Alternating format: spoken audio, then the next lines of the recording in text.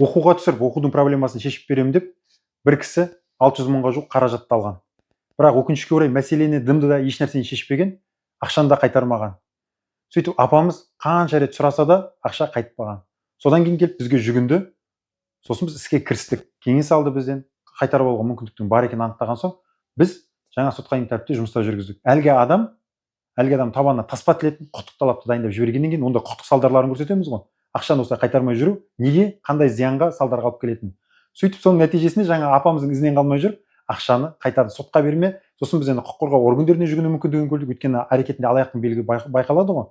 Адамның сеніміне қиянат жасау, ол түбінде қылмыстық жауапкершілікке алып келуі мүмкін. Осындай мақсаттарда жұмыстар жүргізіп, қаражатты қайтаруды ұйымдастырып отырмыз.